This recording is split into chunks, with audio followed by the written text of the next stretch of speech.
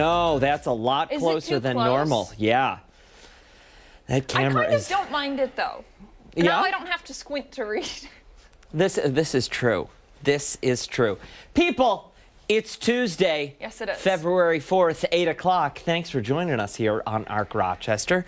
I'm Dan Schrapp. I'm Abby Fridman. We have a lot to get to coming up the next 2 hours on ARC Rochester. We do. It's packed today. Well, yeah, you could say that. You could say that, Including and we will. Celebrating 6 decades of serving local students. We will be joined by the program director of the Urban Suburban to learn about this year's application process. We certainly will. And then later, we're getting a closer look at the upcoming production coming to stage at School of the Arts.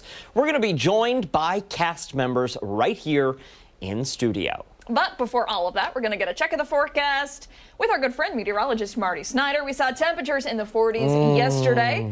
The good old days. Those were lovely, Marty. Different story today, though. That's it. Yeah, very different story today. Just a lot cooler as we head forward throughout the day today. We're starting off right now with temperatures mostly in the 20s across the area. We're just going to slide back from here on out. So again, it's that gradual decline that'll play out. We're starting off in the upper 20s. We'll slide back down through the 20s as we head forward. Turning a little breezy by the afternoon. Still a couple snow showers here and there, but I think very limited activity at best. Down to about 15 tonight, so colder than where we have been over recent nights. Mid-20s tomorrow. Have to watch at least a potential of some mixed precipitation, eventually changing to rain as we head into Thursday. So that's something we'll watch for the longer term there. 43 for high on Thursday. And we just kind of level off in that upper 20s to near 30 range for Friday and the weekend. So briefly a little bit milder on Thursday, but we just slide right back with those temperatures. A little change with the camera there. A little adjustment there. You guys always look good, though. Abigail doesn't like it. I'm not just saying. It was nice being able to read. We'll get your magnifying glass. Yes, bigger glasses. Yeah, all right. Absolutely. Marty, we don't love the forecast, but we love you, so thanks. Thank you. Yep. All right, time now to get to some of the top news stories that we are following for you closely this Tuesday morning. Fill you in on the things you need to know right off the top. Yeah, so we're going to start things out with some developing political news. In the Capitol, a looming congressional vacancy sparking a battle in New York State's government. It certainly is. This week, the Senate is set to vote on North Country Congresswoman Elise Stefanik's confirmation as ambassador to the UN. Should she be confirmed, Stefanik would give up her seat in New York's 21st congressional district. Governor Hochul would have 10 days to set a date for a special election, which would then need to happen within 70 to 80 days. According to our sister station out in Albany, Democrats in the state legislature are planning a bill which would push back the deadline to set a special election. Now, Governor Hochul says other states...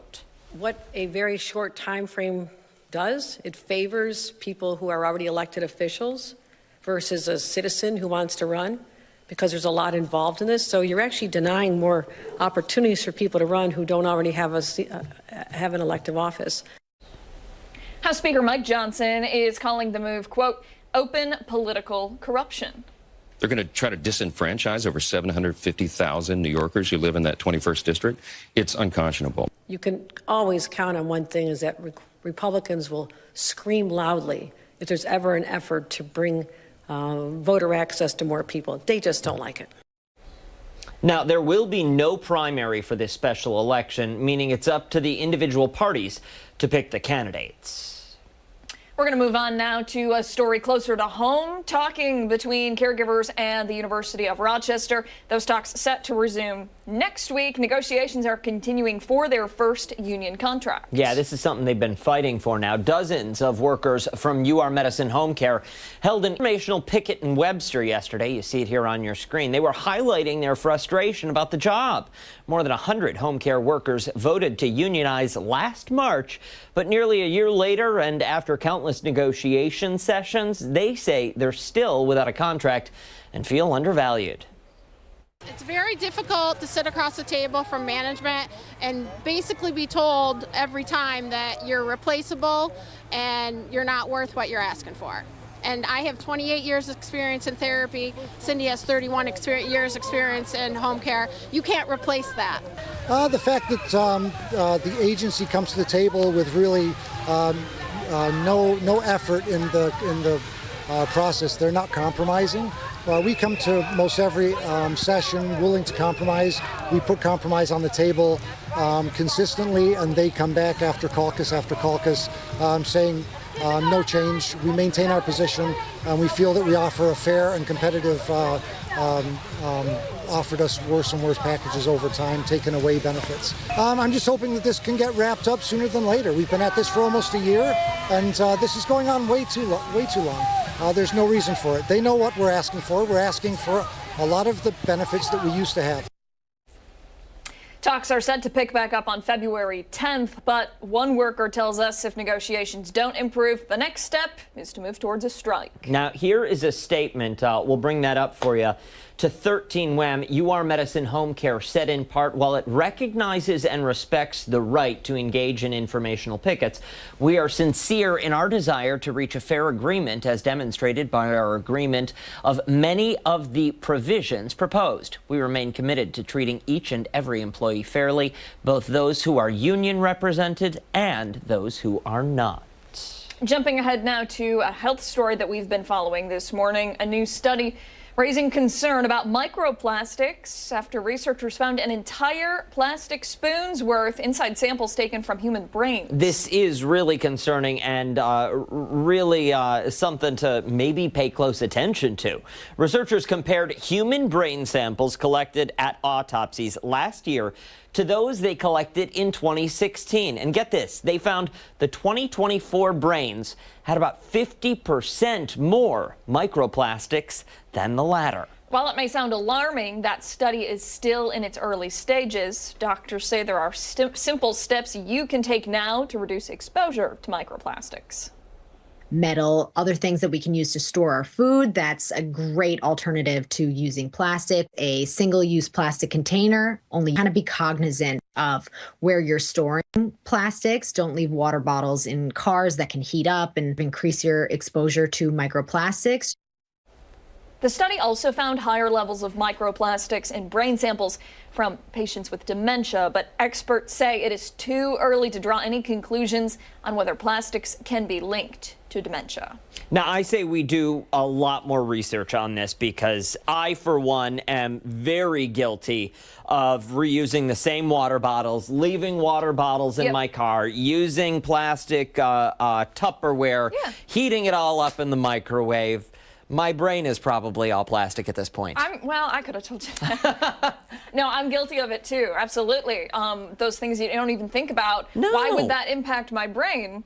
Right? Exactly. You'd think it would be your digestive system something or else. Something else. Yeah. Really How is it interesting. getting to your brain? Yeah, I'm sure in the bloodstream, maybe. Yeah, it's gotta be. It's gotta be. Gotta be. Well, hopefully there will be more research done on that, so we're not left all wondering these same questions. Yeah. Something to definitely continue to investigate. Yeah, looking forward to developments with that story, and we'll continue to follow all the other stories as well, giving you updates on the air and online. Now we do want to turn to our fun fact of the day, as here at 13 WHAM we continue to celebrate Black History Month. Yeah, each day in February we'll be sharing some contributions and advancements that were made in our community.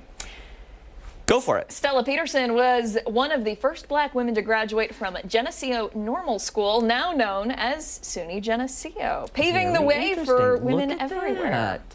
And you can keep up with our Black History highlights over on our website. You know what that is? 13wham.com. Just amazing. Stick around. We have much more to get to here on our Rochester. When we come back, we're going to check in with Chris Lopez, who's live from RIT, learning more about their upcoming talent show. Hey, and don't forget, if you're headed out the door, take us with you.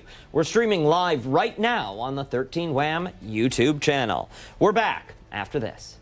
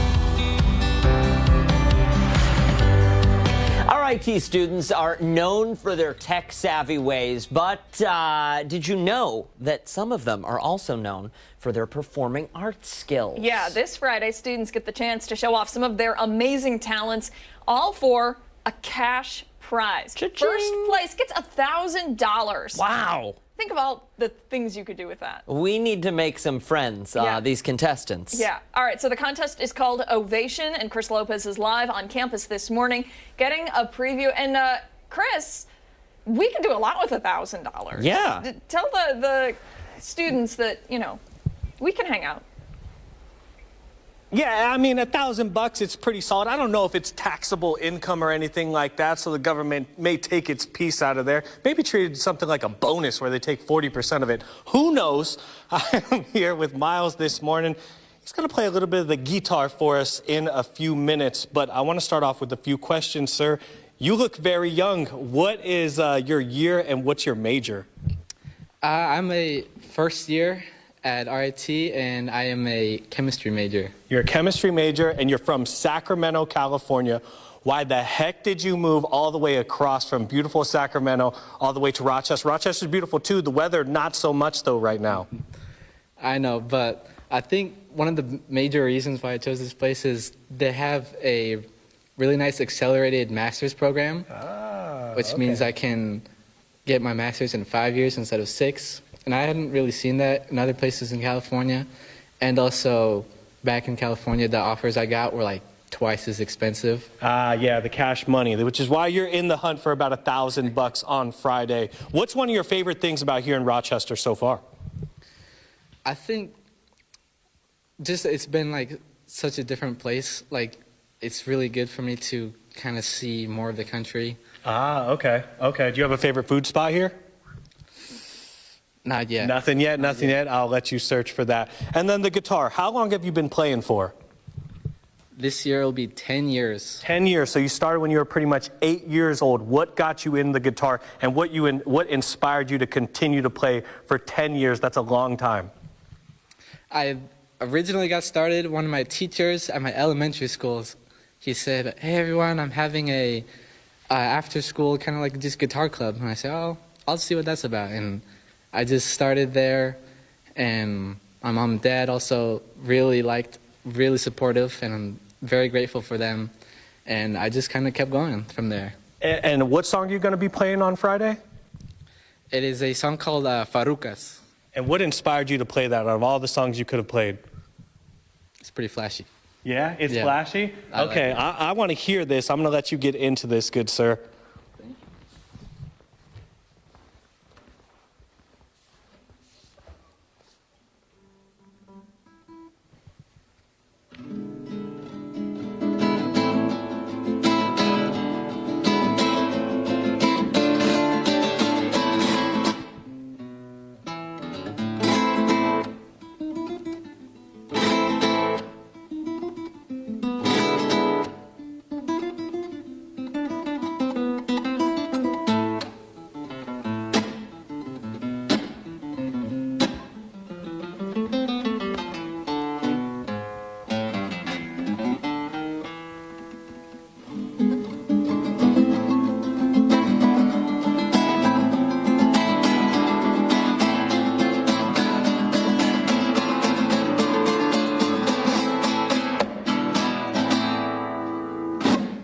The flash was there indeed, my friend. What do you want people to take away from your performance when they hear that? I wanted to dance. What do you want other people to do? I think that's a very good description. It's a get up and dance kind of song. And then $1,000, if you win it, what are you doing with it? Hardest question, I think. Gonna go find a new food spot? There you go. Spend $1,000 at McDonald's? No, just kidding. Thank you so much. I'm going to send it back to you guys in studio. 6 o'clock to 8 o'clock. Ingle Auditorium. Cash prize $1,000. Second place $500. Not too shabby. I'm going to send it back to you guys in studio. Next hit, I'm going to be learning about some yo-yoing. Stay tuned. Chris, let me ask, what do you actually think these students are going to do with the winnings? I don't know. That's a good question. $1,000? Yeah. If it's taxed, probably not too much. I'm going to tell you it's not going to be taxed. It's not. It's cash. Spend it on food? You think? You don't think there's going to be like a major house party or something? No, spend it on food, man. Food's expensive. Okay. Tariffs, all that stuff like that. Food's expensive. Priorities, All right. I suppose. Thank you, Chris. sir. Appreciate it. What would you spend the money on? If If you were in college, not right now. If you were in college. Oh, if I were in college, Yeah. what would I spend it on? Yeah. Ooh, I would probably blow it. It wouldn't last. Whoa. What? Whoa. You just spend it I all? saw your eyes. I know where your brain went. What would you spend it on? We said it during the thing. Beer money. Beer money? Yeah. Realistically, college. Yeah. Beer money. Keg stands. Okay. Let's go. We have much more to come, including when we come back, we're going behind the story. We certainly are. Arc Rochester is back right after this.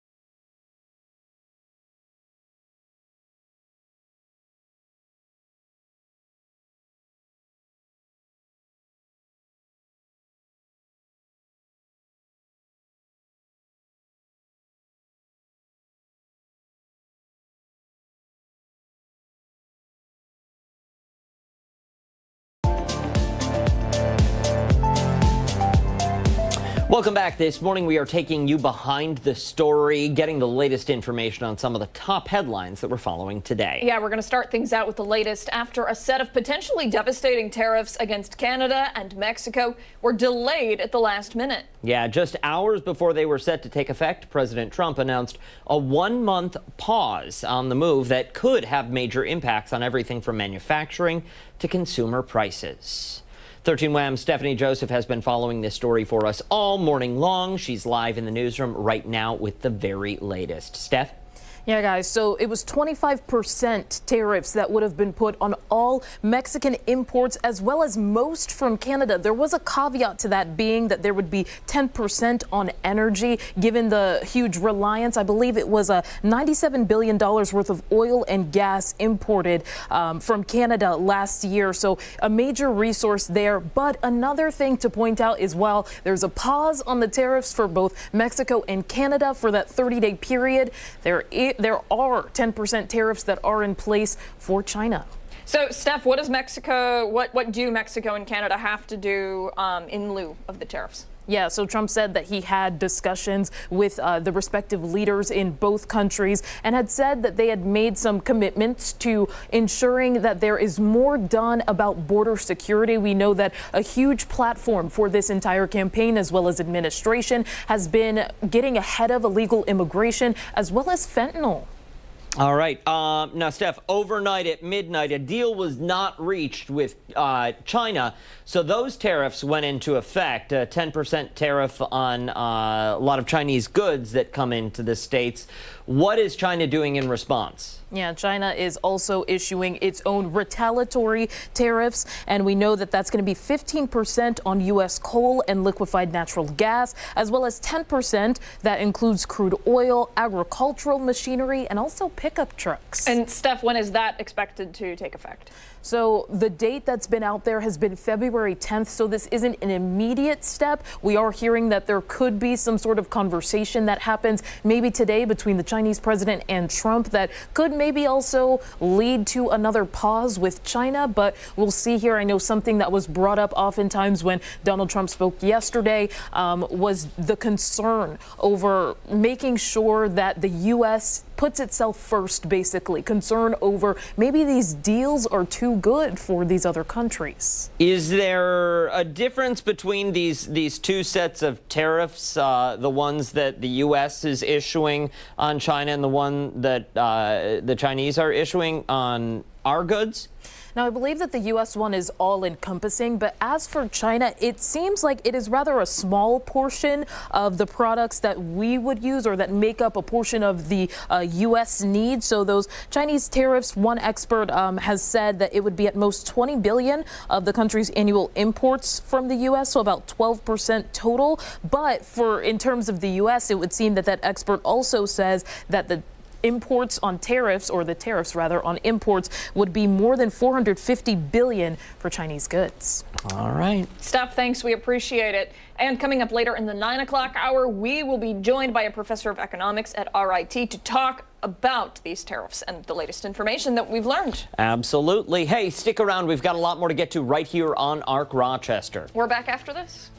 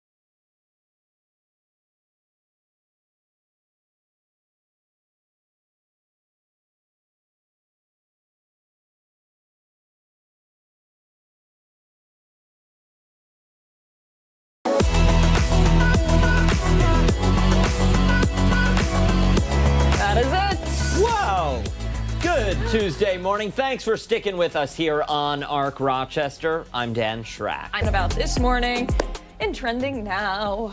Yes. Okay. Super Bowl 59 on its way, happening this Sunday. And if you couldn't care less, couldn't care less. We don't care. We don't care. We don't care. We don't care. We don't care about who wins.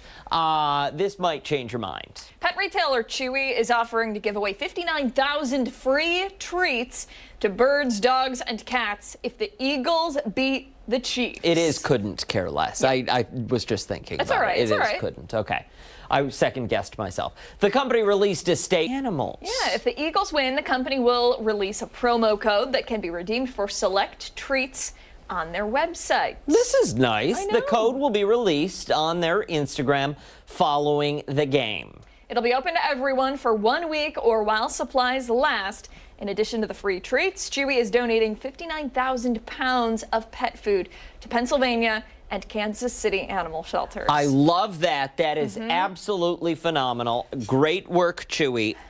My suggestion, if you want some of these free treats, is to, during the game, have Instagram open, because they say 1 week or while supplies last. It's going to be while supplies last. Yeah. It's going to last hours. That's it. You know, I typically don't like Chewy. I think that they are a fantastic company. They have just been so great to organizations, to their customers, to animal shelters.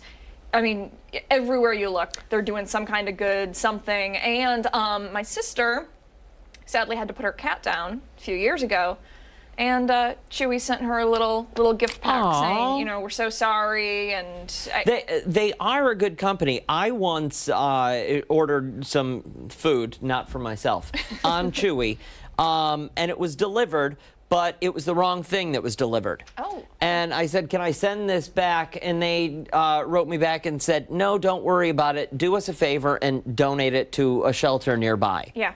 And so that's what I did. It was that's wonderful. Yeah. That a company cares that much about who they're serving. Yeah. Because it's got nothing to do with the people. Yeah. They don't care about the people, just like every other company, and that's fine, because they care about these guys. Yeah, about the critters. The ones that matter. Yeah, absolutely. Yeah. So, hey, go Eagles, fly Eagles. Yes, we do. But the good news is pets in need are going to be helped everywhere, because they're getting donations. 59,000 pounds. Yeah, amazing. Of pet food. Yeah. That's incredible.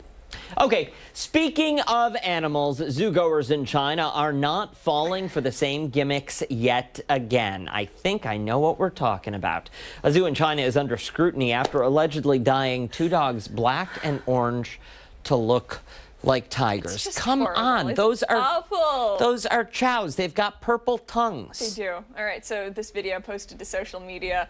Chow chows can be seen dyed and enclosed in a pen for the guests to look at. Can we see if the video will play? That poor dog. The poor pup. Doesn't want anything to do with it. Oh my gosh. It doesn't, they don't look. You're not fooling anyone. No. Oh, and those are pandas? Yeah. Yeah. The animals, of course, barely resemble tigers, but the zoo says it was meant to be funny. Okay. No, I'm going to go with the zoo was trying to pull the wool over somebody's eyes. Kind of looks like Tigger. I see it. Yeah. It just makes me sad. I think when they were a dead giveaway when they bark. Yes. The zoo released a statement assuring everyone no health risks to the dogs/tigers. They say the chow chows were dyed as tiger dogs, not as a tiger. Oh, okay, because a tiger dog is a real thing. Yes. Yeah. This was the same zoo that dyed dogs to look like pandas last year. Was it the same dog? Listen, I wouldn't be shocked. Are they would it surprise you? It's like a Halloween costume. Yeah. All right, another year, Benji, he probably likes the attention. And I'll tell you what, growing up, we had a dog. I know. Looks nothing like a panda other than the coloring. You had a dog growing up. Growing up, had a dog named Fizz. It was a Schnauzer poodle. She was white. And my family dyed her. We dyed her all the time for different holidays. I mean, orange, pink, green, red, And she anything. loved it, right? She loved it. She knew when it was going to happen, and her personality changed. Yeah. She would strut. She would show off because she knew it was unusual, and she got a lot of looks. Yeah. Yeah. Hey, you know, it's like when you go and Turned you get your heads. haircut, you know, feeling good after. Yes. Walk around, you got that little bounce in your step, the Yeah. bounce in the hair. Oh my gosh. The poor child. Makes me. Oh, goodness. All right. With the tail. Look at the tail. It takes a lot of work to make it look that good, though. Yeah. Listen, so credit to whomever the stylist is there at the zoo in China. Yep. All right, we'll All move right. on now. Another fake animal story. Oh. If you remember, we covered a story not too long ago about a man in Japan who spent over $14,000 to create a hyper-realistic dog costume. I don't remember Now, this. he's opened a zoo for other people to come and become animals as well. Okay, this is weird. The man went viral for posting videos of him in the dog costume. Okay, are they... A rollover. Neither of those are dogs. Those are both people in costume. Yeah. Yeah, because it's waving. Yeah. Dan. The video tricks. The man revealed he wanted this costume to make his childhood dream come true of being a dog. He says he loves animals and enjoys playing and acting like a dog. Okay, this is like a politically correct way to be a furry, I think. right, I'm just saying. We're not talking. You're all thinking it. You're all thinking it. What's getting me is dog. It also looks like there's a, 180-pound human being inside a costume. It doesn't look like a real dog at all. Look at it. That's so weird. That's so weird. All right. The man said he opened the zoo to give others like him a place to express themselves. He's even offering his suit to those who want to be a dog. You can rent the costume for about $300 for 180 minutes. You must meet the strict size guidelines, including at least being 4'11", but no taller than 5'11". He hopes to have other costumes made for people to rent and use, including panda bears. I'm pretty sure. Never mind. Don't you have a trip coming up to Japan? Maybe. Listen, I'm not going anywhere near this guy. This is a little too much. If you stumble upon this zoo, would you please send us pictures? I got a lot of thoughts in my head right now. He's waving at you. I know, it's really do so not like the weird. dog. It's so weird. That's weird. You can't argue with that, right? You can't. It's really weird. It is really weird. I just don't know what to say. No. I'm out. Listen, I'm pretty sure there are conventions of a certain kind. Okay. All right. That We gotta move on. you know it's true. Time right now is 8:37. So much more to get to here on Arc Rochester. When we come back, we're going to check in with Chris Lopez. We certainly are. Don't forget, you can watch us on the go wherever you are. We're streaming live right now on the 13 Wham YouTube channel. Arc Rochester returns after this.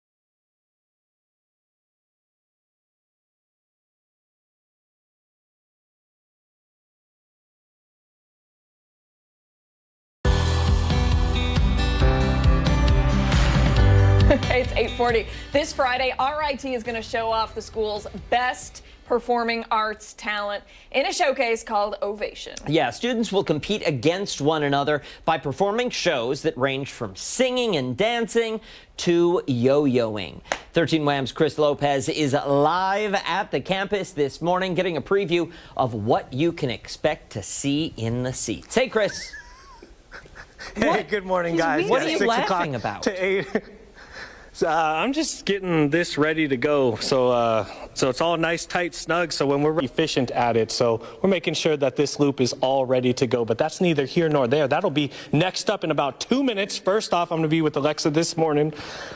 Okay, Ovation. A lot of history behind it. And it's the president's last year seeing it. This is his creation, though. Can you kind of elaborate how special this last year is for him? In 2018, this event was created. It was called Dr. Munson's Creative Challenge. So it wasn't even Ovation. No. Okay. And what he did was he invited students to self-submit these different diverse performances. And this really kicked off RIT's emphasis on the performing arts, which was championed by President Munson. And what you see at Ovation and what we saw with these students today is really a testament to the strength and success of the program that he really helped to build and create here at RIT. And since this started, how big has that program become? So we have grown from a small department to a school of performing arts with an inaugural director, Dr. Erica Haskell, and we now have 8 new faculty that were hired this past year alone, and 2,000 students, over 2,000 students who are here on performing arts scholarships. 1 in every 5 students at RIT is involved in the performing arts at a technology school. Exactly. Yeah. And for the kids that are performing, what do you want them to go home with after their performance? This is pretty cool, and it's really unique, too. Yeah, I mean, they get a chance to win prizes, of course, and just to showcase their talents and to have a space where they can still continue that commitment to the performing arts that they've worked on their whole lives and feel the success, the collaboration, and just the ability to be a well-rounded human being. And speaking of well-rounded human beings, going over here to Max, he's going to teach me how to yo-yo, or somewhat yo-yo. And I've been practicing a tad bit. I have to. It would have been absolutely atrocious had I not practiced at all. So we're going to start out with, what trick are you going to teach me, though? Yeah, so it's not even really a trick. It's just how to get one of these. It's not even a trick. Oh, man. Back up, because this type of yo-yo has a ball bearing. Okay. It's a little wider, which doesn't come up with a normal tug. So I'm going to teach you how to do one of these. Difficulty scale for a beginner, this. Oh. You used to teach this, right, in high school? Many times, yeah. In a club in high school, I had a club, and I taught maybe 8 to 9 people how to do this. All right. And you have the 3D printed one. I got a, what would you, for a car-wise, is this like a Ford? Is this a Lamborghini? Is this a Porsche here? What am I holding? I would say a Ford. Okay, Ford. Not too bad. I'll take it. American made. Okay. So I'll start out showing you once again. You're going to have your flex grip here. Flexed. Throw it down, attaching your middle finger so you have it straight so it doesn't wobble around, right? Like that. And you're going to bring your finger into your body, your non-dominant hand finger. Bring it around, and then have the yo-yo sort of stay there. Okay. And then you want to, this is the tricky part. You're going to want to throw it forward, and while you throw it, you also want to throw this loop on your non-dominant hand into the yo-yo, like this. Like that. Okay. All right, can I see it? Nah, well, whatever. Let's go. Okay. Back. I'm scared already. It's sideways. Yeah. No, it's sideways. Okay. It's all right. It's all right. We'll loop this bad boy back up, and then we'll try again. I've been practicing out there for about 5 to 10 minutes. I've slowly progressed to what you just saw there, which was not really all that good at all. Here we go. Hey, he's learning quickly, though. Okay.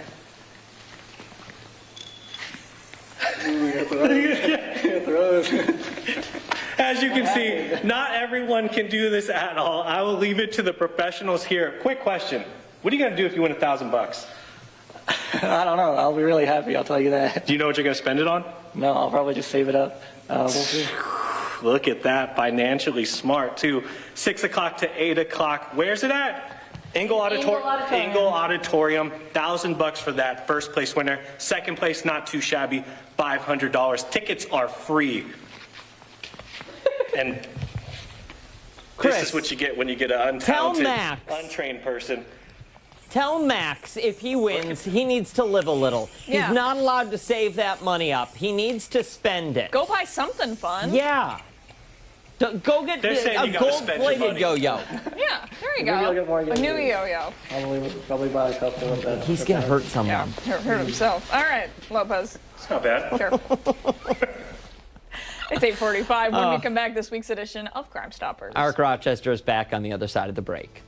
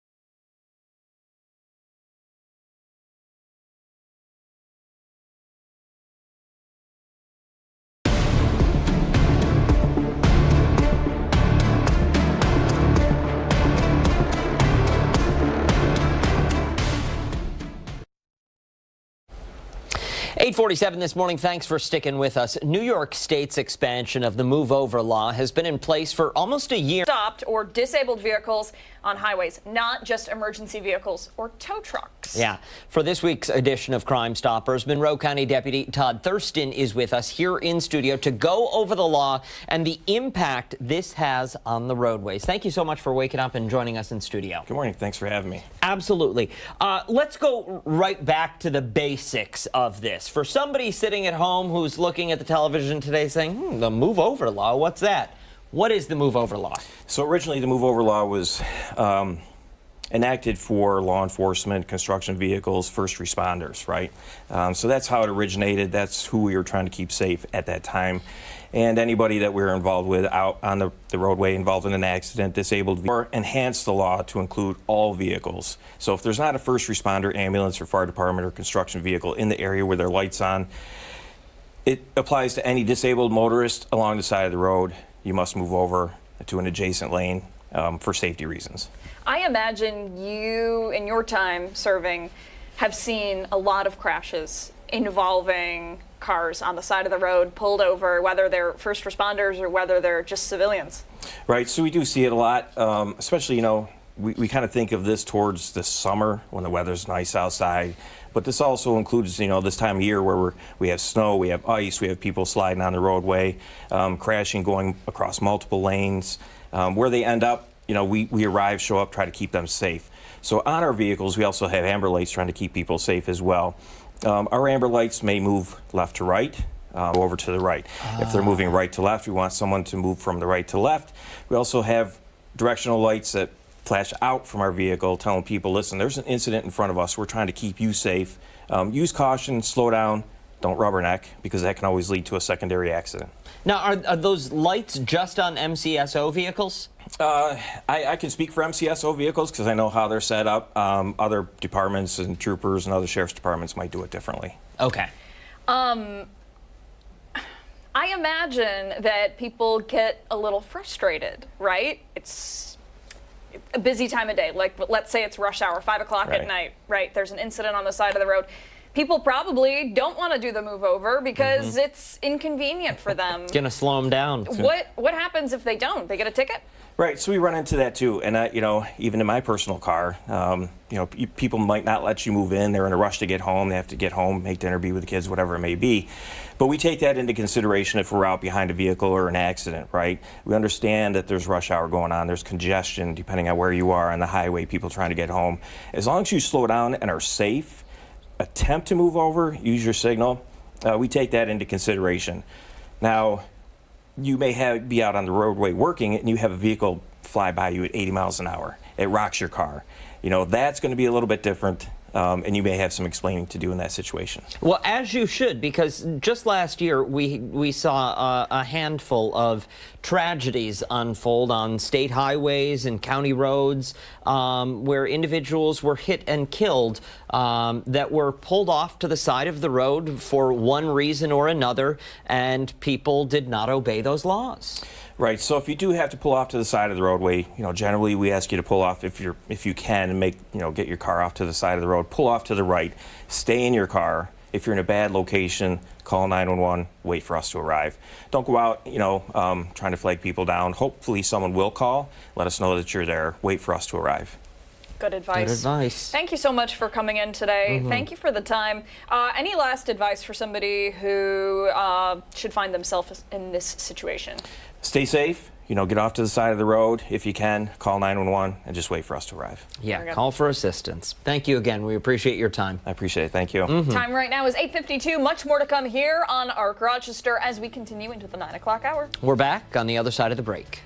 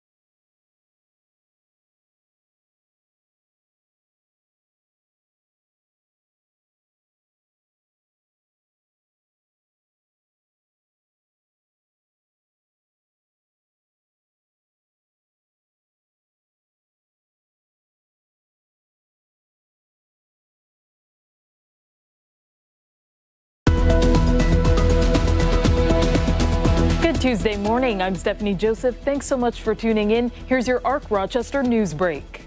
Now, China has announced retaliatory tariffs on American products, including 15% on U.S. coal and natural gas and 10% on crude oil and some machinery. Tariffs on Mexico and Canada are paused for 30 days after deals were made over border protection.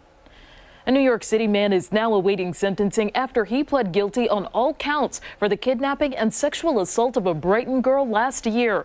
Prosecutors say in May, 41-year-old Sardar Osman met the teenage girl on social media before allegedly driving to Monroe County, abducting, restraining, and sexually assaulting her. She was later found in an apartment in the Bronx. Osman pled guilty to kidnapping and multiple criminal sex charges. He'll be sentenced next month. Rochester police are cracking down on the wave of car break-ins, and they're using new technology to do it. Officials say license plate readers provided by another agency will help track vehicles entering and leaving high-target areas, including the Park Avenue neighborhood. The department also says moving forward, any report of a car break-in will generate an officer response, giving police a better chance to catch suspects in real time. Deploying resources down there, we've been pretty successful over the last few days in that there hasn't been any major activity associated with it. We're going to continue to press at it because we're not happy with the activity stopping. We want to work towards solving who's committing this and making an arrest in these cases. So we're going to continue. Crime Stoppers is offering a reward for information that leads to an arrest. Anyone with information is asked to call 423-9300. Brighton police say wintry weather may have played a role in a deadly crash Friday night. Officers say 2 cars crashed around 11:30 on South Winton Road and 4 people needed to be rescued. One of the victims, now identified as 28-year-old Tiana Faniel, died from her injuries. No charges have been filed and that crash remains under investigation. The father of Robert Brooks, an inmate who died in December after being beaten by corrections officers at Marcy Correctional Facility, will speak at a community forum in Rochester. The event, hosted by the Police Accountability Board, is titled "How Many More? A Call for Change, Action, and Accountability." But his appearance is facing pushback from the Rochester Police Locust Club, with the union stating RPD was not involved in Brooks's death. Tonight's forum runs from 6 to 8:30 at East High. The brother of a doctor at URMC has been reunited with his family. Keith Siegel was released by Hamas on Saturday. He and his wife were taken hostage during the October 7th attack in 2023. His wife was freed a month later. Siegel's family says Keith is a little weak, but is otherwise doing remarkably well. Now, for all of these top stories and any updates, be sure to visit 13wham.com. Stick around. Arc Rochester is back right after this.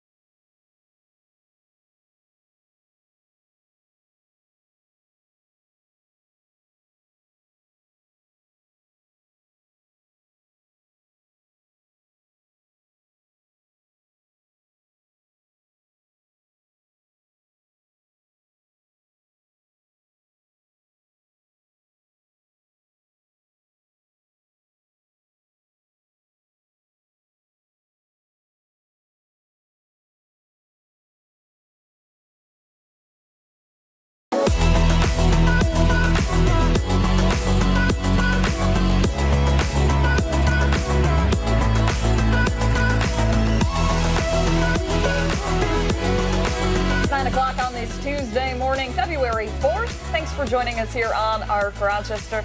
I'm Abby Fridman. And I'm Dan Schrack. We still have a lot more to come here on ARC, but we do want to turn to our next guest this morning and talk about an important message for families. Yeah, a new case report from the American Academy of Pediatrics has a warning on water beads, a new warning.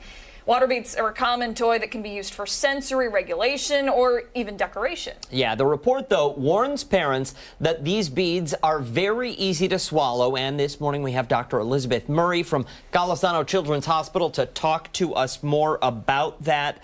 Doc, what does this new report say? So what it does is it outlines a family's story of their experience. And so I think we've talked about water beads here a lot. A couple weeks ago, even I think I mentioned it, in that, people, I think they know the concern is if a child swallows them, they'll continue to get bigger, they can cause a bowel obstruction. In this case, what they discovered is that some of the water beads that are still able to make it into this country, even though they do not follow the guidelines, they do not meet the safety standards that our consumer product safety organization set, they still make it into the United States, chemicals in them. So in this situation, we have a child who is 13 months old, happy, healthy, totally fine. Big sister really wanted some water beads. Parents did all the right things. They kind of looked into it. They said, how can the older child play with them safely, which everything right, but still the little one got into them. They didn't know. And suddenly she started having these weird symptoms where she seemed really fussy. She started to have rashes. All of a sudden, she wasn't babbling and talking as much. So all of these kind of unusual things that doctors couldn't figure out for months and months and months. And she got worse and worse and worse. And they discovered that she had some water beads in her intestines, not causing blockage, but being there and leaching out these chemicals. So she was having neurotoxic side effects from these chemicals that should never have been in her body. They were able to remove them. She's trending towards improvement. She's super cute. If you look at the mom's social media accounts, you can see her bigger kid now, not a little baby anymore, but it's just really a harrowing story. It really is. So then, just to clarify, the baby consumed the water beads at one point. This wasn't like a constant thing, constant eating. It was, she ate them once, they stayed in her system, maybe not necessarily causing that bowel obstruction, but just staying in her body. One time was all it took. We think so. Probably it's it's kind of hard to know. The sister had these available to her as a toy, but that was the thought. But again, if they spilled, they tried to vacuum them up. The sister would use them on a table, in a container. Again, all the things we talk about using them safely were in place. And I think, when we involve families, as doctors, when we involve families, it's so important because all the data I share with you on this show, those are real people behind those numbers. If I tell you that we had 4 children in New York State pass away from flu last week, which we did, when we hear that 8,000 children over the past 5 years have been cared for in emergency departments because of water bead ingestion, those are real people behind those stories. And it's very easy to kind of say, oh, well, I'll be careful, I'll be safer, I can do better somehow as a parent. But when you see them and you meet these families, you realize, wait, they're just like me. They're just like me. And they're careful and they're responsible and they're doing all the right things. And tragedies can still happen. And that's why we're at the point now where we need to say water beads need to go away. And they too are, they too are people that said, oh, this is something that happens to other families. This doesn't happen in our house, won't happen to us. Right. And they did everything right. And luckily we have a situation where this little one is trending towards improvement and she's doing a lot better now, but it took a long time. And luckily her parents are super amazing, and her mom has really been this amazing warrior advocate and also willing to share their story. Again, these powerful stories. When we involve parents, we can do great things. And I mean, I am not a parent here, so I really have no idea, but I think that also emphasizes the importance of being that advocate for your child. Mom and dad knew something is wrong here. The baby is not acting the way that she normally should, or how we think that she's supposed to. And so they kept trying to figure out what was wrong. And those things can be really tricky because, again, her symptoms initially were kind of vague. And, kids have rashes, kids act weird sometimes, and these things all happen, but it was really over that course of time where her parents, in conjunction with her medical providers, were able to say, wait a minute, now we have another thing, now we have another thing, now we have a new symptom. And so that it was just over, it took, unfortunately, over that time because there was not one clear aha.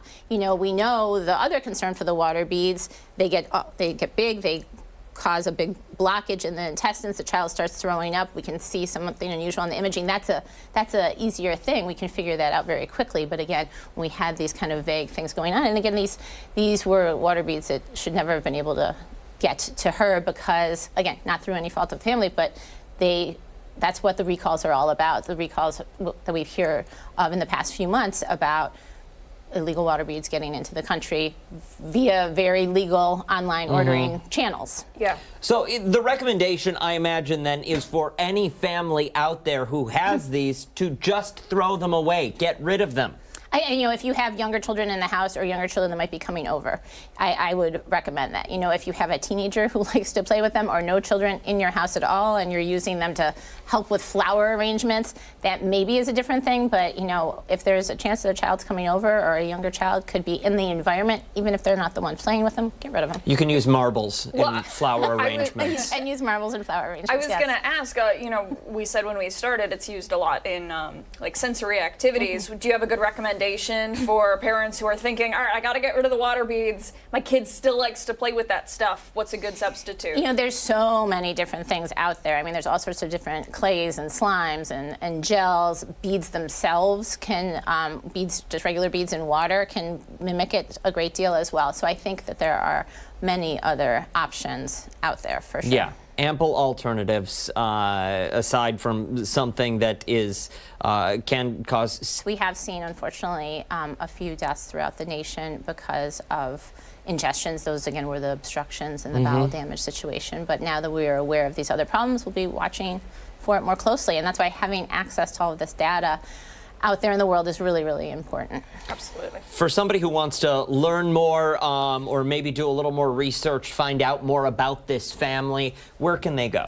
So there's a whole story about them on healthychildren.org, and the mom herself has amazing social media accounts at That Water Bead Lady. Ah, very good. Doc Murray, thank you for your time. We appreciate it. Thanks for the information. All this and much more will go on foxrochester.com. Hey, stick around. We've got a lot more to come right here on ARC Rochester this morning, including when we come back, we are once again going behind the story. Don't forget, take us on the go wherever you are. Stream us live on the 13 Wham YouTube channel. We're back on the other side of the break.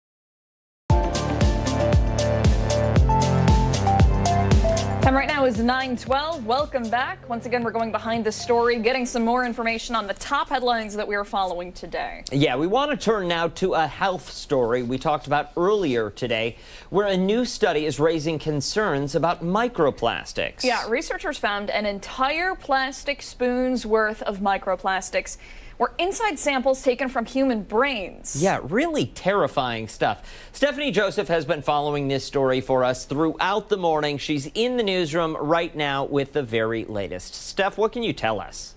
I just want to start out with what microplastics are. I mean, my mind immediately goes to that old cutting board at home, those tiny, minuscule plastics. And the fact that a spoonful's worth had been found in these brains from human cadavers was definitely very interesting. And I believe that they were saying that this was samples that were taken from 2016 compared to those from 2024. So you see that difference there. And it's really staggering. And that means that about 99.5% of the brain is, the actual matter, while the rest can be considered plastic. So they were saying that it was about 0.48% that they had found. It's really startling, though, to know that they leach into your system and into your bloodstream and then wind up in the brain. So you mentioned the plastic cutting boards here. Where else are we finding microplastics? I mean, you can kind of find them just about everywhere. I know we have some sound that we can play just a second, but yeah, the cutting board for me was a huge major example. It seems like a lot of appliances, household appliances have these. Let's see if we can play that sound. We use plastic every day, and the amount of plastic that we've been using as human beings and just in the environment has really been increasing over time. Yeah, so just about everywhere these microplastics can show up. Yeah, absolutely.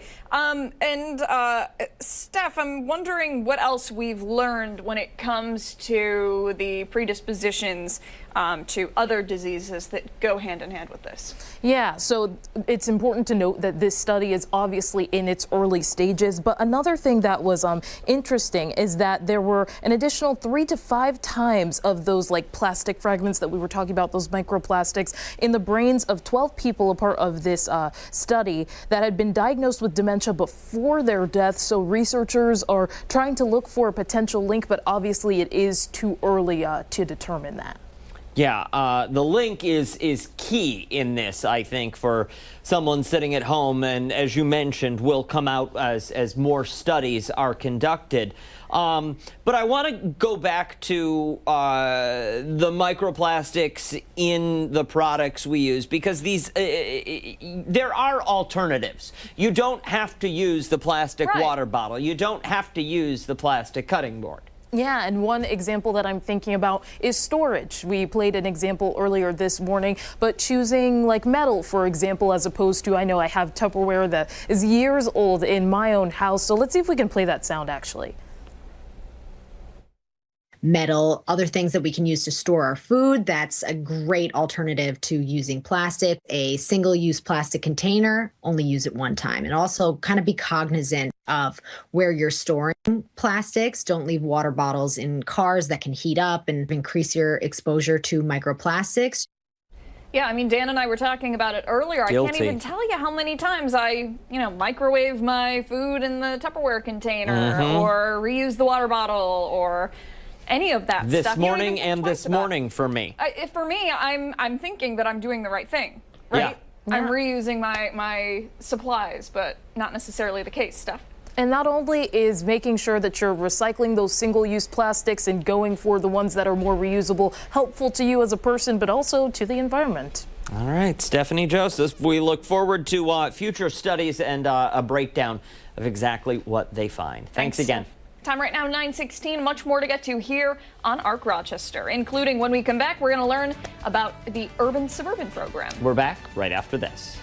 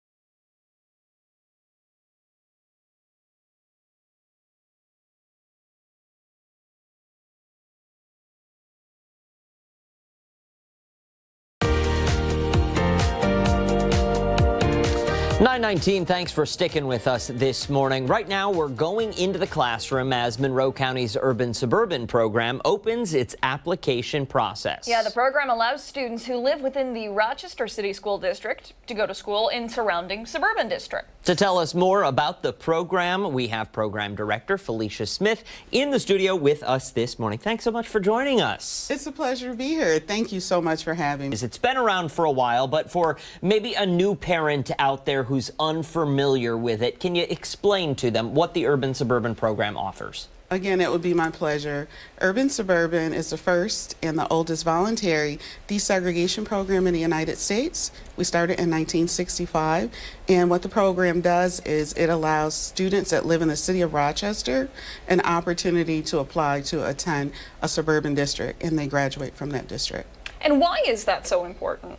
It is so important to desegregate schools, reduce racial isolation. It's a big world. When students get out of high school, they're going to experience different cultures, different people, and they should be well prepared to be successful in all environments. It's a part of education's requirement, is to prepare our young people to be successful. Well, and the best way to prepare them for that success is to introduce them to different cultures from a very young age. Absolutely.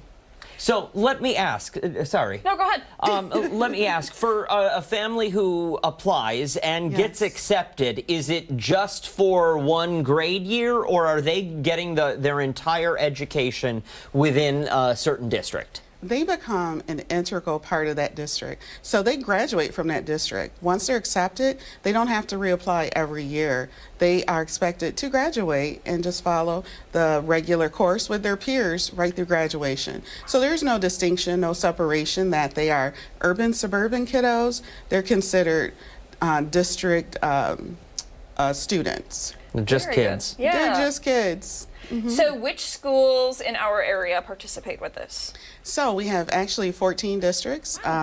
We have Brighton, Brockport, East Rochester, East Irondequoit, Fairport, Hilton, Honeoye Falls, Lima, Penfield, Pittsford, Webster, West Irondequoit, Wheatland, Chili, and Rush Henrietta. Look at you naming all And of that those. was in alphabetical order. Oh, wow. Almost. That's impressive. That's impressive.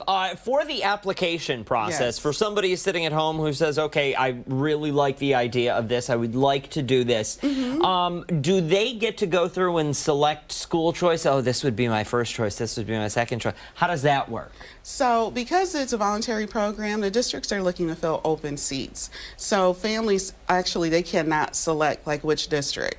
And we have a really small staff. So there are just 5 of us, 14 districts, 980 students.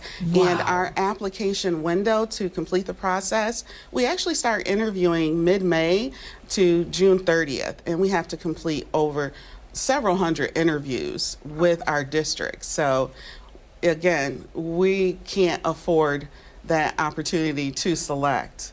And plus, it puts a family at a disadvantage. What if that district doesn't even have that grade open? Yep. Okay, yeah, that makes sense. What about transportation? I'm sure that is something a lot of families are considering. Yes, so transportation is provided by our partner, RCSD, and all of it is coordinated in collaboration with our office, Urban Suburban, and the Transportation Department at Rochester City School District. Talk to us about results. I have to imagine there are a lot of families out there that are really thankful to have taken part in this program. Well, you know, the program doesn't achieve its success without parental engagement and that family's true partnership.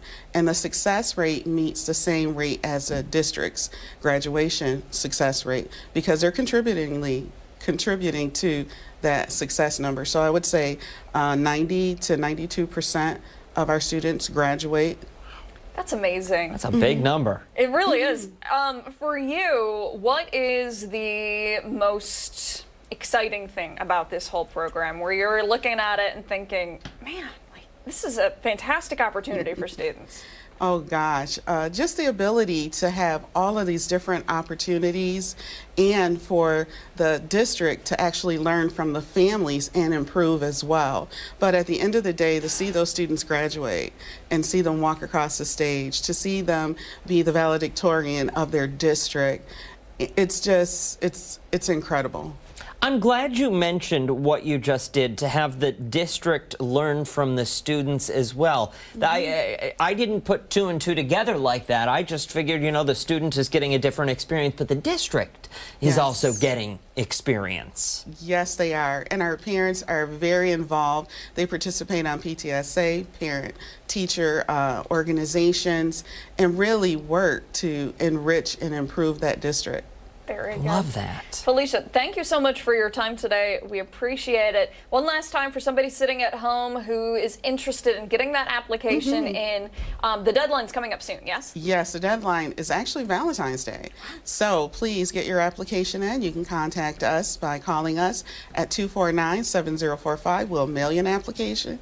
Or you can go to our website and download it at www.monroe.edu/US. And again, that's monroe.edu/US. Pretty sweet, if you will, to get that application in on time. On Valentine's Day. Yeah. And like don't that. forget, we're celebrating 60 years. Yes. And that's happening on March the 20th. And you can get all that information off of our website. We hope you'll come out and join us. There it is, Felicia, the invitation there, too. Thank you so much for coming in and sharing this with our viewers. We really appreciate your time. Oh, gosh, we appreciate you as well. We'll post all the information for you over on foxrochester.com. 9:25 this morning. Stick around. We have a lot more to get to right here on ARC. We're back after this.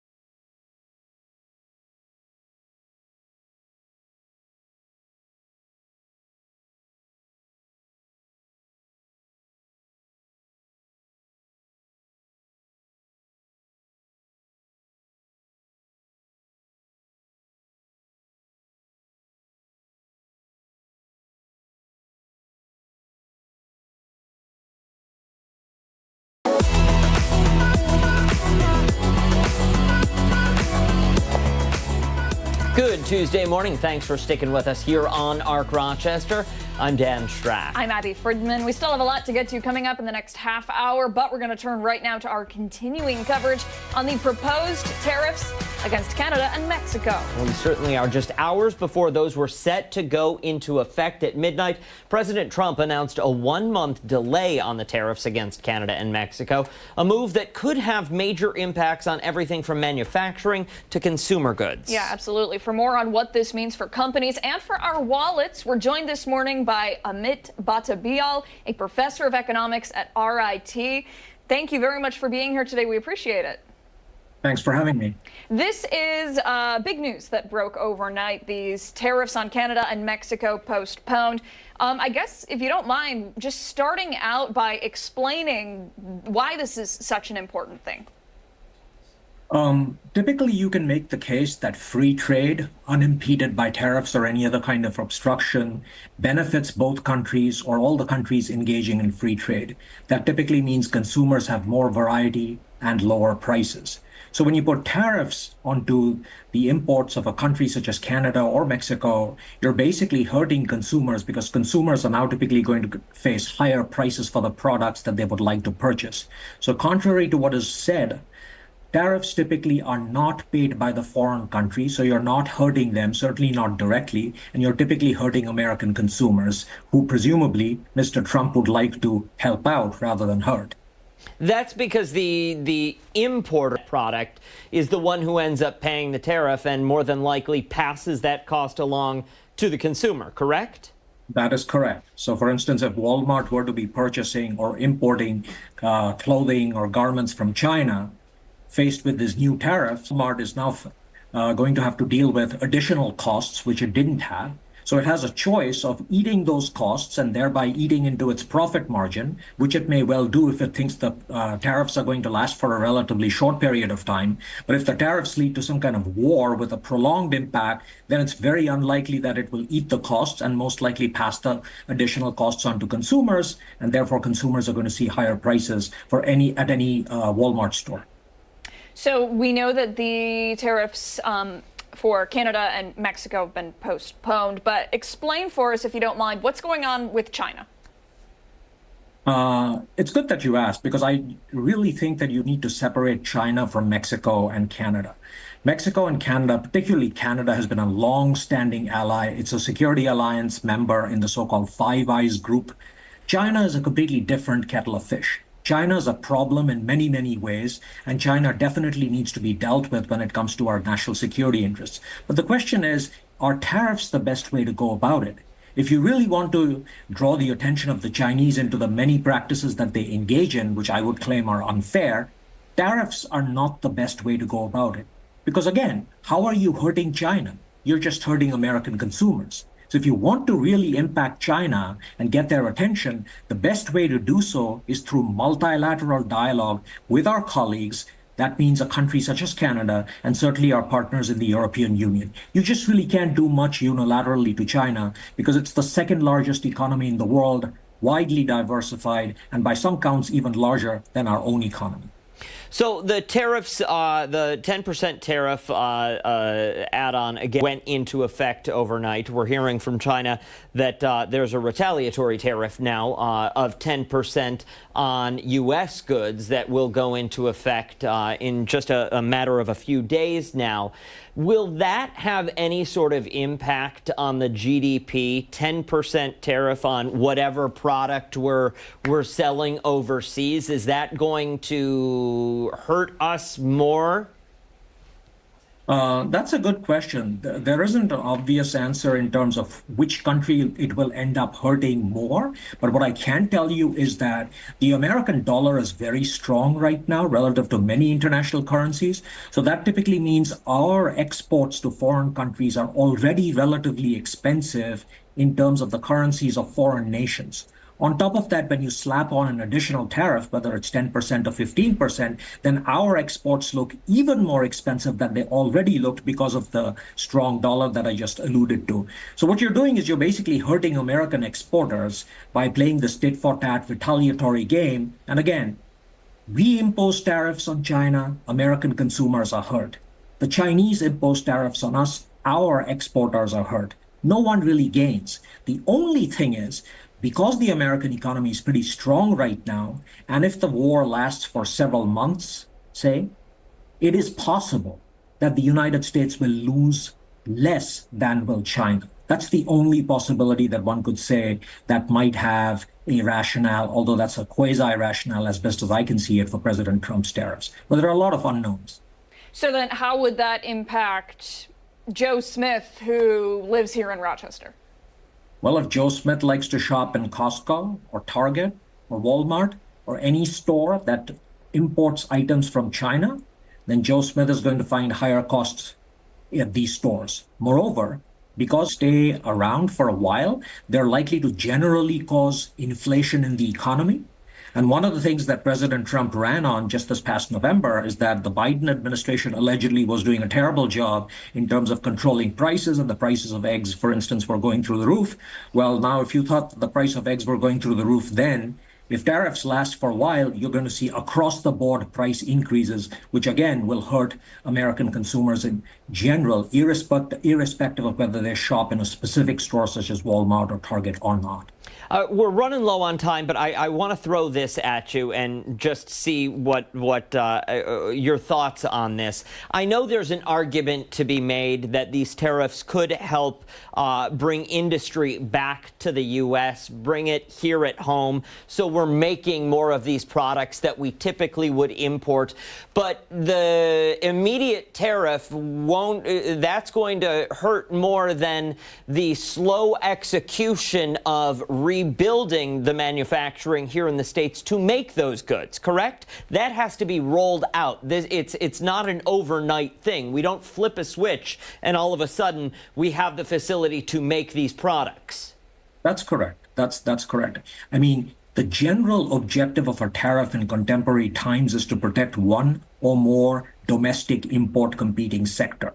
So even if your objective is to protect a domestic import competing sector of the U.S. economy, getting more products to be American made in the so-called tariff protected sector isn't going to happen, as you point out, overnight. It takes a while, and you're basically fighting economic forces against the bringing in of this kind of manufacturing into the United States. So even if it happens, it's going to take a while. But moreover, one has to ask whether the benefits of bringing industry back in this manner outweigh the costs or not. Professor, thank you so much for your time, your insight, your knowledge, and breaking this down for us in a palatable manner. Yeah, thank you for your time today. We appreciate it. You're welcome. Thank you for having me. Time right now is 9:36. Much more to get to here on ARC Rochester, including when we come back. We're learning more about why one Rochester shelter is dealing with overcrowding, and we're going to hear more about their plea for help. Hey, and don't forget, you can watch us on the streaming live right now on the 13 Wham YouTube channel. ARC Rochester returns right after this.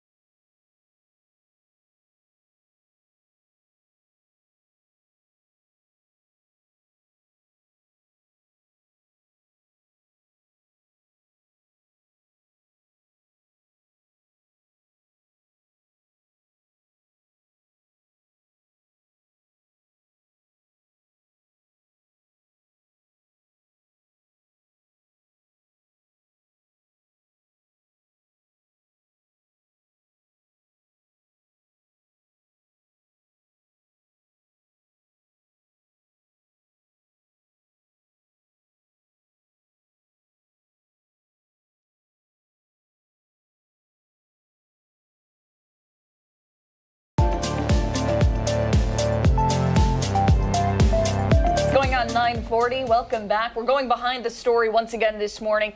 Now we're going to focus on a local story that's impacting our community directly. Certainly is. In nearly 75 years, the shelter Open Door Mission has seen some of the highest numbers ever, and the organization is now asking to to meet the expanding needs right here at home. Yeah, we're joined now by our very own Christian Garzone, who's been following this story. And Christian, give us the breakdown to start out. Yeah, so Open Door Mission, they have about an 82-bed capacity, and they're sleeping about 150 people every night there. Shelter for a place to stay, meals, things of that nature.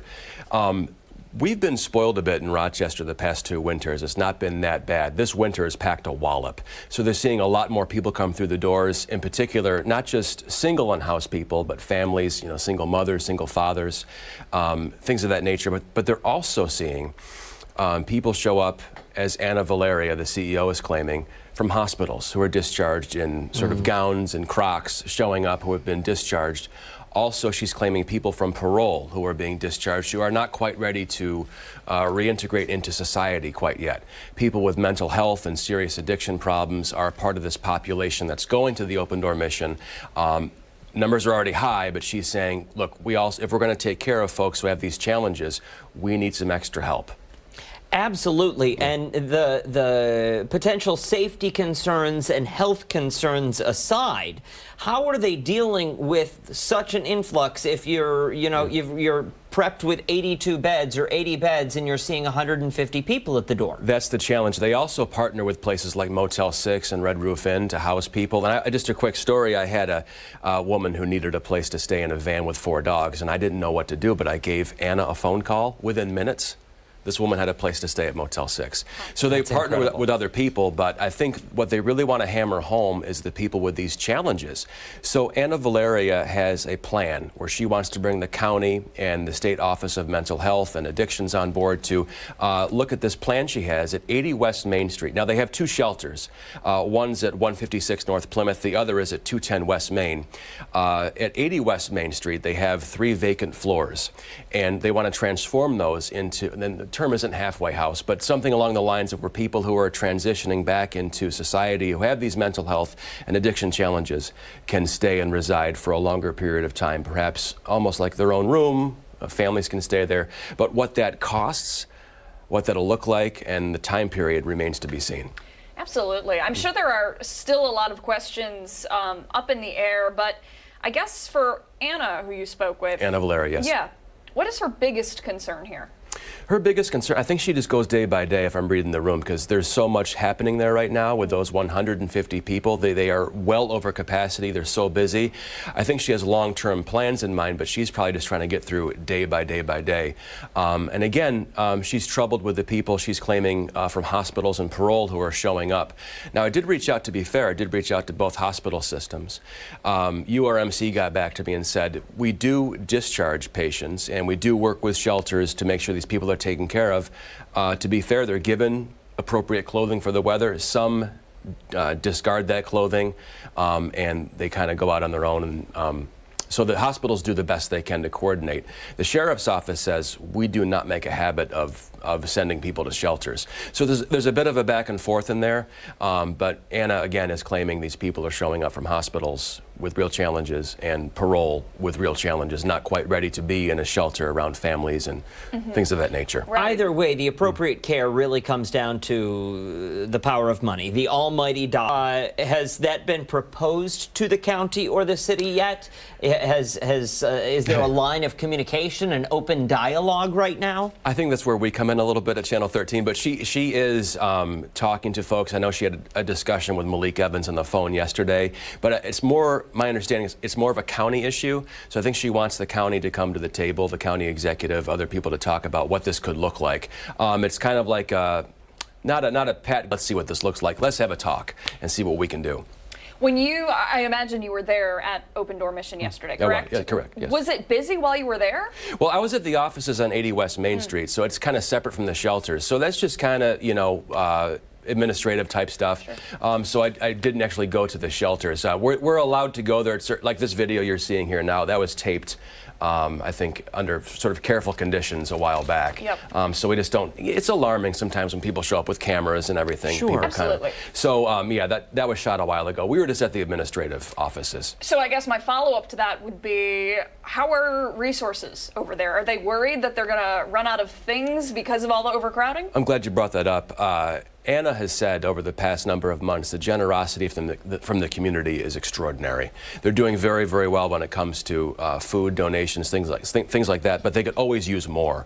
But for right now, they're doing okay. Okay. Yeah. I imagine, though, if someone sitting at home goes onto our website, there's a link on our website where they can go and learn more and make a donation if they so choose. There is, with this article at 13wham.com, we've got a link right there at Open Door Mission. Make a donation if you're so inclined. Stop by there. Food, clothing, shelter, all that stuff. They need all the help they can get, especially with these numbers they're seeing. This winter's a reminder of what Rochester can hold for us these months. Absolutely. And you know what?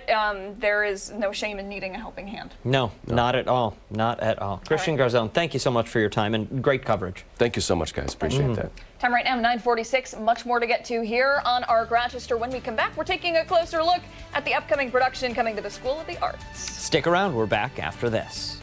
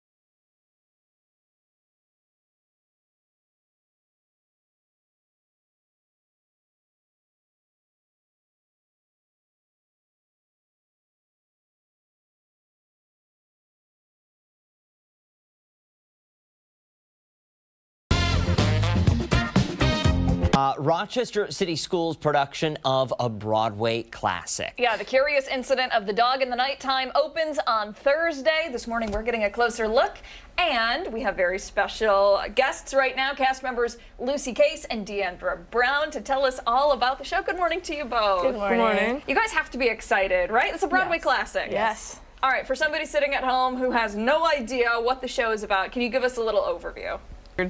And so he's determined to find out who did it, and he goes on this whole journey. He travels by himself, and he finds out not only who killed the dog, but a bunch of other stuff.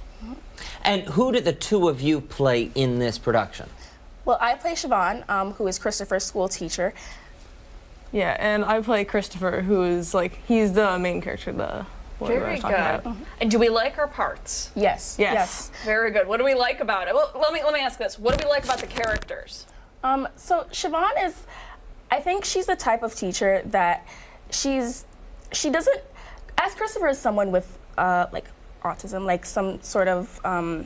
some form of autism. She's very calm with him, and she treats him she doesn't make him feel a certain way about the things that he does. So he often rants a lot, and she's very attentive. She sits and she listens to him. So I really like that about her character. She just seems like someone that I would like it. So yeah. Let me ask, because you're playing a teacher, did you draw any likeness from any of your educators? Oh, absolutely. Yeah? Yes. Actually, yesterday we had costumes on, and I was like, I look so much like Miss Bronca right now. And I was just like drawing that connection, and like I just emulated that energy. That is fantastic. I'm sure that their teacher would love to hear that too. That probably would make their day. And Lucy, how about for you? What do you like about the character? I just really like that, like, he just kind of says what he means. He, like, there's not a lot of, like, oh, like, well, this is... And how do you embody the character? What do you do? For you, you said yesterday the costume was a big help. Yes. For you, what is it about the character? Where do you draw that inspiration? I think a lot of what helps me get into character is, like, the body language. Just, like, he's very fidgety when he speaks, and so that's, like, a very easy way to kind of get into, like, doing that. Yeah. I hate that the dog dies. You know, when you watch a movie, you're like watching like that. Does the dog die? Does the dog die? No. But does the dog come back to life? No. Sadly. Well, disappointing. Heartbreaking. But can you tell us, you said some other stuff happens in there, that you make a bunch of other discoveries along the way. Can you clue us into what some of those discoveries might be? I'm going to be a bit vague because I don't want to spoil. It's like a huge reveal for the people who see it. Oh, okay. But it's like stuff about his family that he finds out. He finds out all of this stuff about his parents, or he's just like, oh, I never knew this. Family drama. Yeah. Everybody's got it. Everybody has got it. It's pretty intense, some of the stuff. I believe it. Yeah. Thank you guys so much for coming on the show this morning. We appreciate it. Give us the rundown: dates, times, locations, ticketing information. Well, we open this Thursday and we run through Saturday. We have shows at 7 p.m. on each of those nights, and then Saturday we have a 2 p.m. matinee. Tickets are available at boxoffice.soda.org. SodaRochester.org. Yeah. Or just search up Soda Box Office. I'm sure people can find it somehow. Yes. Perfect. Very good. And we'll post that information if you at home want to catch this show on our website, foxrochester.com, after the show this morning. Stick around when we come back. Our final thoughts on this Tuesday. We're back after this.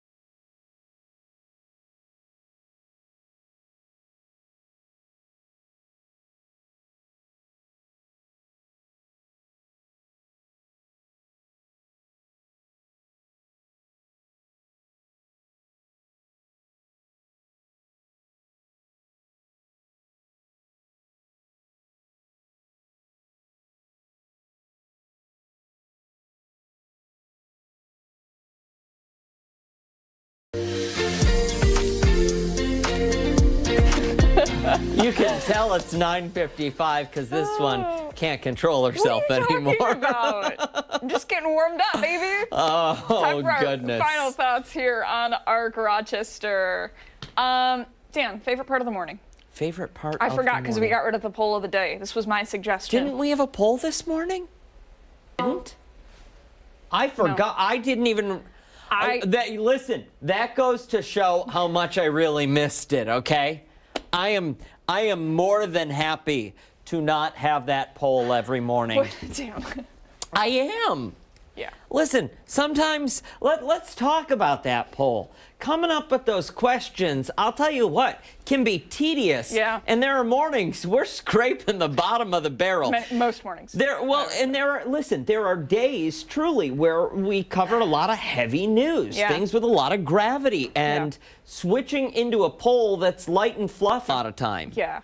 What did she just say to us? She said 1 minute. 1 minute till the show is over. 1 minute till the show is over. I thought she was saying, be quiet, stop talking. No, I'm with you. The poll, and to be fair, this show is community-based. You at home did not love the... Yesterday, we find that people are picking the negative responses more often than not. Yeah. And you know how that makes us... You want to know how that makes us feel? Really not good. Not good. Hey, that does it for us here on ARC Rochester. Make sure to wake up with us again tomorrow morning starting at 4:57 over on the other channel. What is it? 13 Wham ABC. Hey, please do that so that we can keep our jobs. Yeah. Much more live appreciate it. local news later today. 13 Wham News at midday. We'll see you then. Have a good one.